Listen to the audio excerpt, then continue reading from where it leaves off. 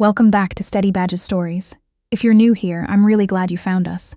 We tell stories about people who carry things quietly, the ones standing next to you at Tim Hortons or walking past you in a hospital corridor, and you have no idea what they've survived or what they're still holding on to.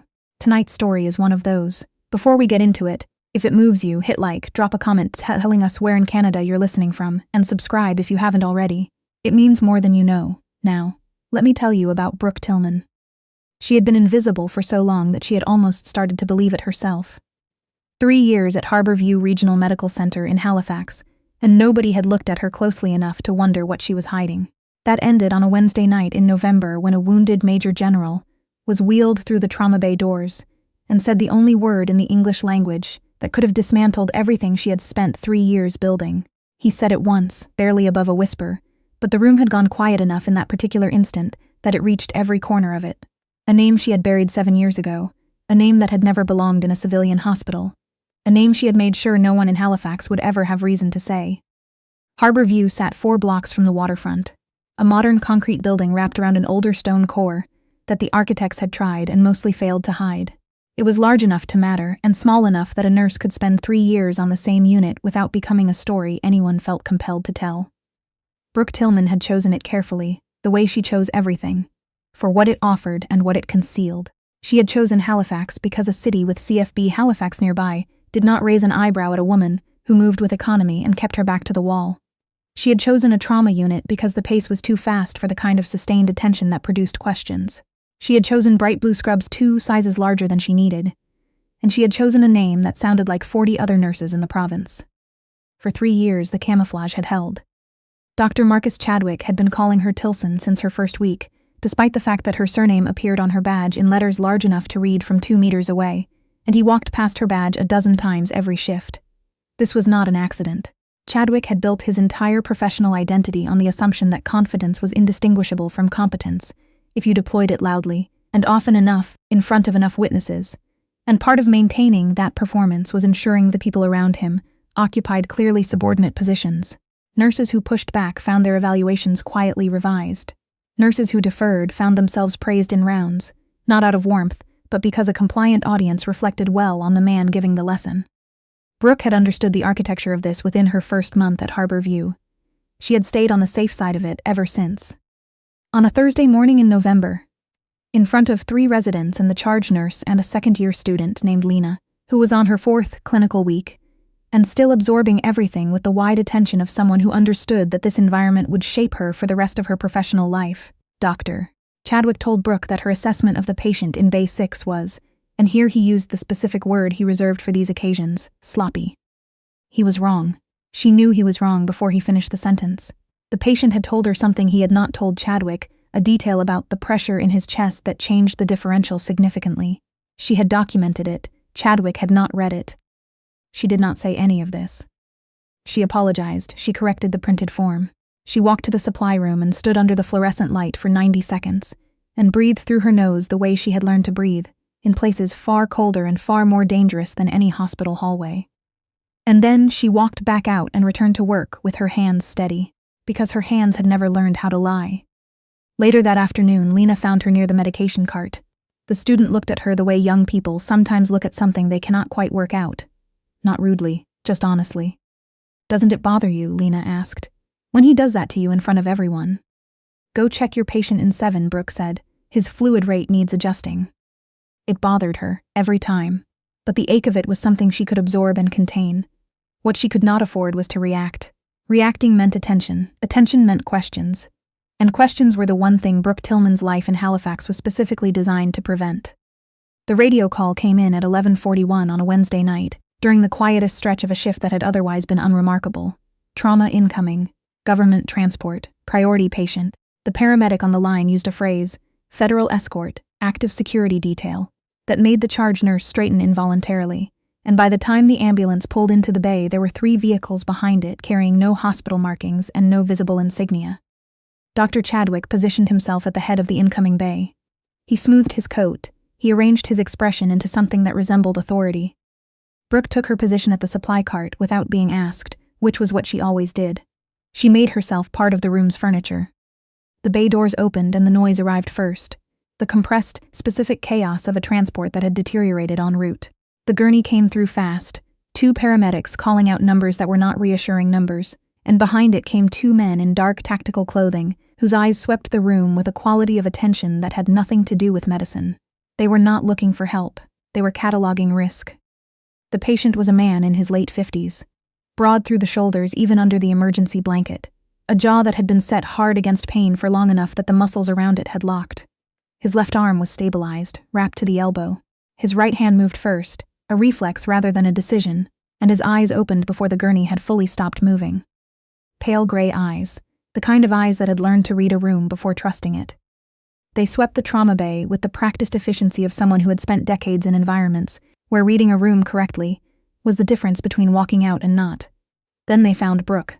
Across the controlled chaos of the bay, across the bodies of 2 residents and the charge nurse and doctor, Chadwick positioning himself importantly at the center of a situation he had not yet understood, across all of that, they found her.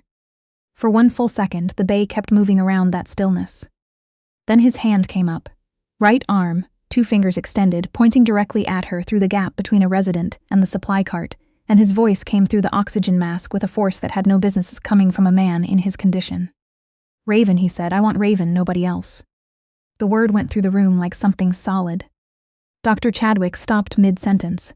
The paramedic recording vitals looked up from his clipboard.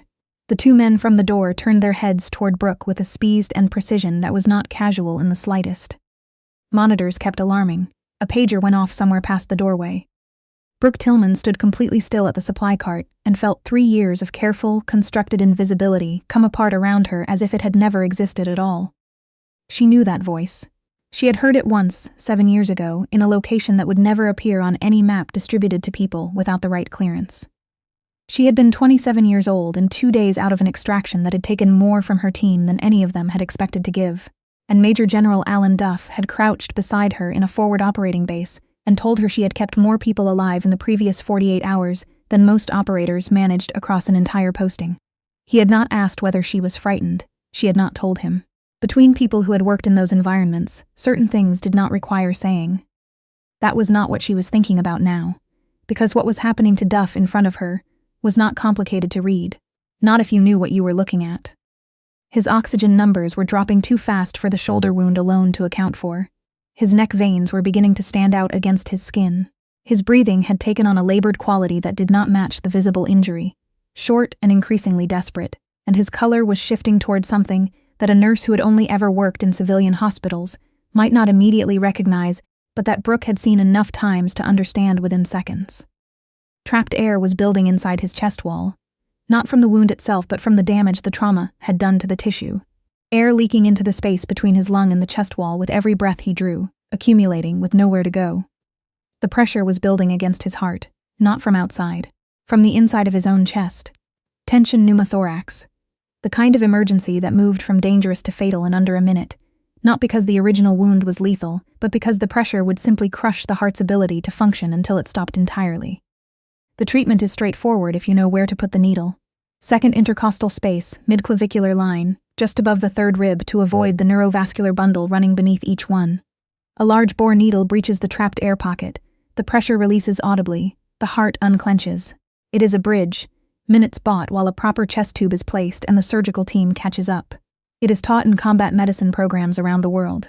It requires calm hands and precise anatomical knowledge, and the particular willingness to act immediately that comes from having been in situations where hesitation was not a recoverable condition.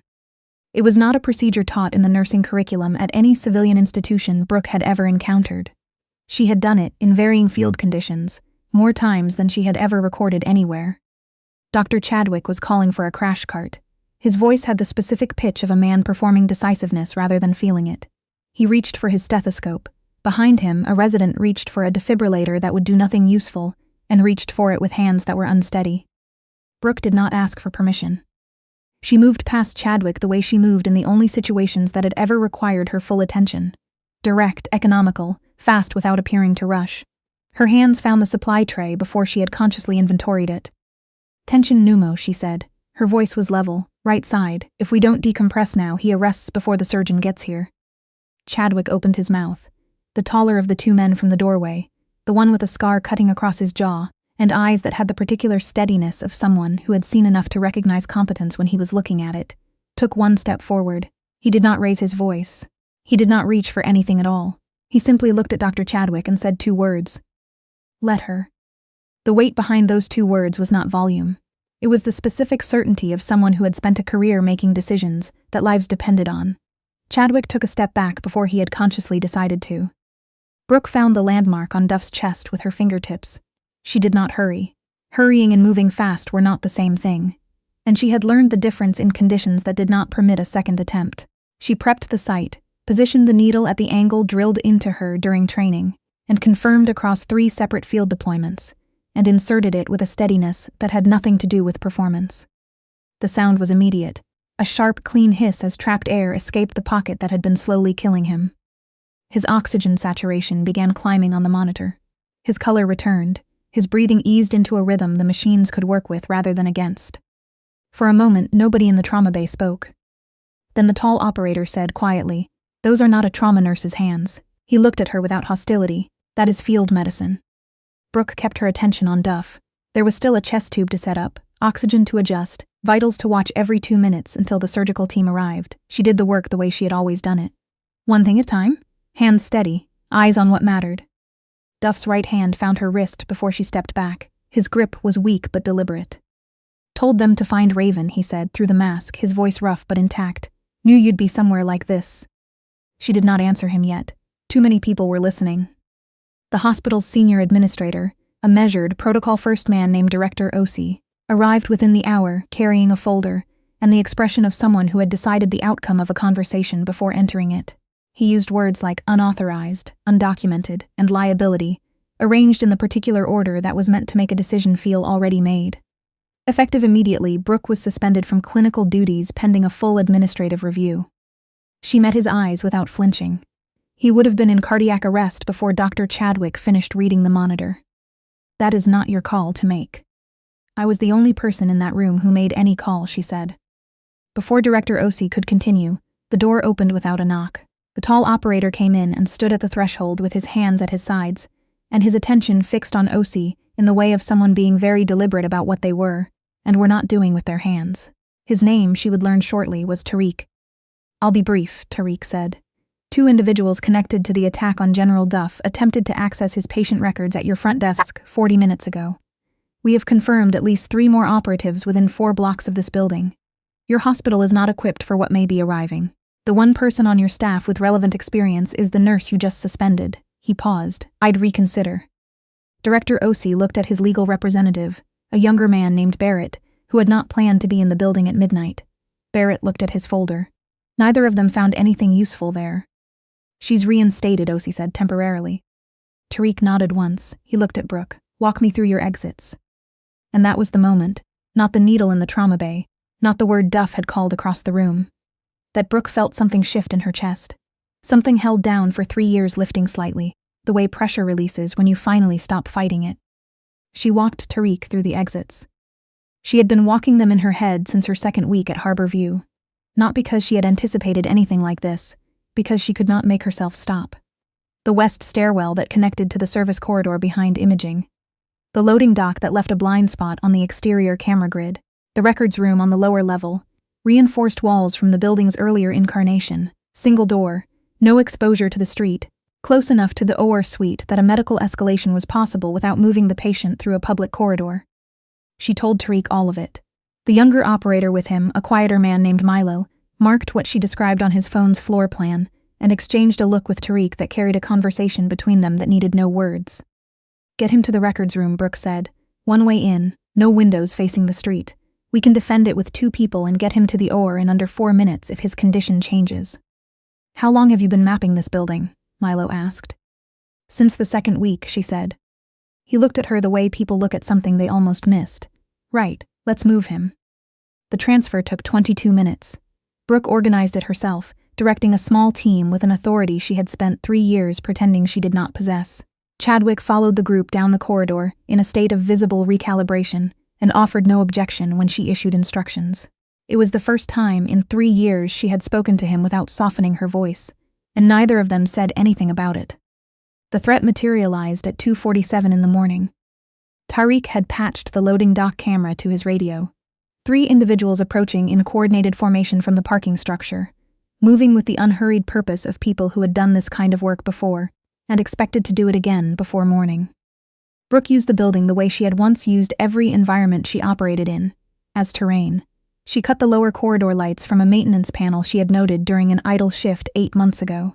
She triggered the stairwell alarm on the west side of the building, 2 levels above where Duff was resting, far enough to redirect attention without pointing toward the actual location. She placed Milo at the junction where the service corridor split, in the shadow of a structural column that nobody who hadn't spent 3 years walking those halls would have thought to use. She did not engage directly. The mission was to buy time and redirect. She used the geography of a building she had memorized across 1,000 unremarkable night shifts to make it impossible for 3 trained people to move through it efficiently. Milo intercepted one of them at the service corridor junction. A brief controlled exchange, the man was restrained and held. The second was drawn by the stairwell alarm and spent 11 minutes looking for a threat that existed only as noise. The third, the careful one, the one who had been at the front desk asking questions earlier, moved more slowly. He found the lower corridor dark and rearranged and nothing like whatever layout he had been briefed on. He made one error in the darkness, and Tariq was waiting on the other side of it. By the time federal agents arrived, the building was contained. An agent named Beaumont found Brooke outside the records room and asked measured questions about how she had known which corridor to defend and how she had anticipated the movement patterns of individuals with formal tactical training. Brooke answered honestly, not completely, but honestly. "I'm not a civilian," she said at a certain point. "I just stopped being a visible one." Beaumont closed her notebook. "Whatever your file looked like before tonight," she said, "it's not going anywhere near anything public because of what happened here. Some debts get settled quietly." Brooke thanked her. The relief beneath the words was larger than the words. Director Osei reversed the suspension before dawn and came to find her personally to do it, which she had not expected. He did not use the word apology, but he arranged several other words around the same meaning, and he looked at her differently on his way out than he had on his way in. It was not a transformation. It was a beginning, which is as much as you can reasonably ask of people who have been wrong. Chadwick's formal review proceeded the following week. No public confrontation, no dramatic moment of witness collapse. Just a series of careful questions from a federal liaison reviewing the incident reports and asking him to walk through the diagnostic steps he had taken on initial assessment. The questions were precise. His answers revealed what the questions were designed to reveal. He would keep his position. He would not keep the unchecked confidence that had made him dangerous to patients for most of his career. Brooke noticed the change in him before anyone else did, because she had been watching him longer than anyone else. He stopped talking over her in the bay. Once, facing a presentation that did not resolve cleanly, he turned to her and asked what she thought before committing to a call. She told him. He listened. It was not redemption. It was the beginning of the physician he might have been a decade earlier, before he had learned to confuse certainty with competence. She visited Duff the morning he was well enough to sit upright against the pillows without assistance. He looked older than she remembered. Not diminished. Some people are diminished by the years. He was not one of them. "You should not have had to do any of that," he said. "Not the decompression, not the rest of it. I never meant my history to find its way into whatever life you built." "It found me anyway," she said. "Eventually it always does." "Is that the worst thing?" She thought about it honestly, the way she had not allowed herself to think about much for 3 years. "I thought disappearing was the same as healing," she said. "I was wrong about that." Duff was quiet for a moment. Then he said, "There's a program. They're building a bridge between field medicine and civilian emergency care, bringing people who've worked both sides into a room together, teaching the gap to close from both directions. No deployment, no active service.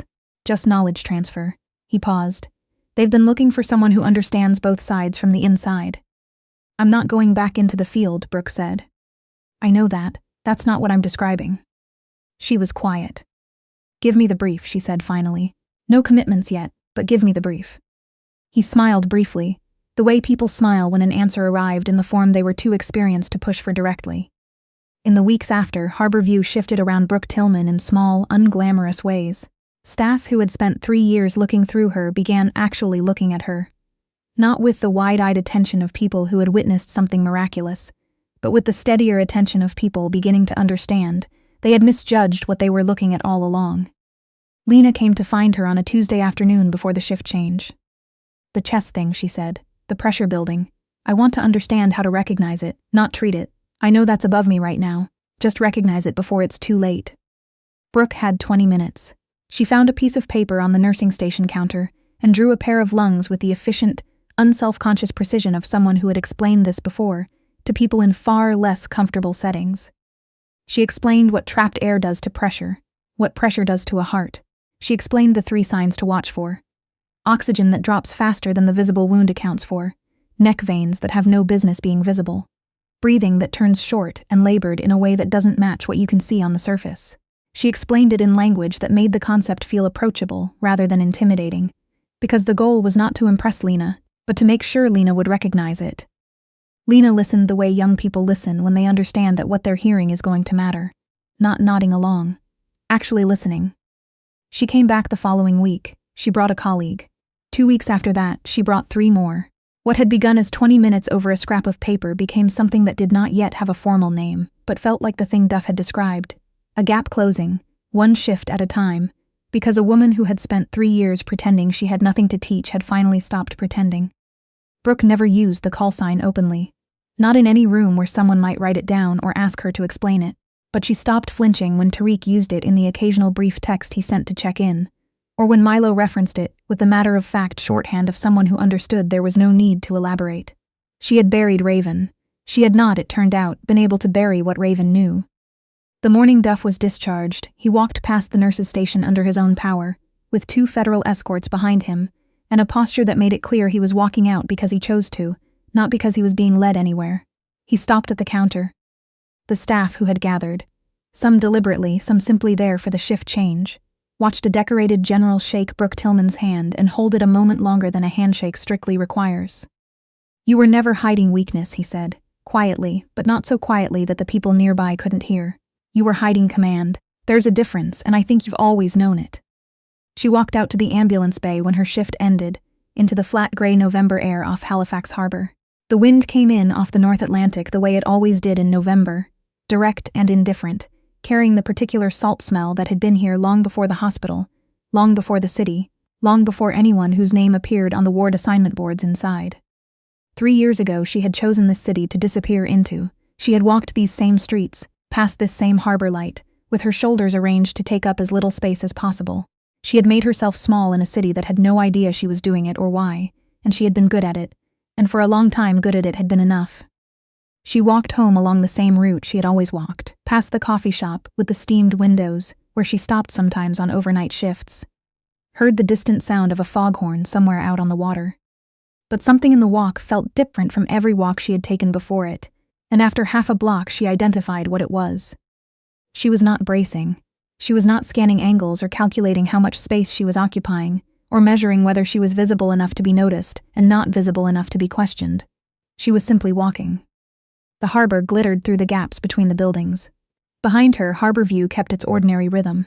Monitors, call lights, the quiet rotation of exhausted people doing necessary work in the middle of the night, slightly changed in ways that most of them would not fully understand for a long time. All of it because a wounded general had looked across a chaotic room and said the one word that could bring Brooke Tillman back to herself. She had spent 3 years believing that becoming invisible was the most useful thing she could offer the world around her. What she understood now, walking through the cold November air with her hands still and her shoulders level, was that the most useful thing she had to offer had never been her silence. It was always what she already knew how to do. She just had to stop pretending she didn't. That's where we leave Brooke. Not hiding, not shrinking, but exactly where she was always meant to be. If this story moved you, leave a comment and tell us which moment hit you hardest, and tell us where in Canada you're listening from. If you haven't subscribed yet, please do. It's how you make sure you catch what's coming next. We have more stories like this one. Stories about quiet people carrying extraordinary things, and they deserve to be told. This is Steady Badge's Stories. Thank you for being here.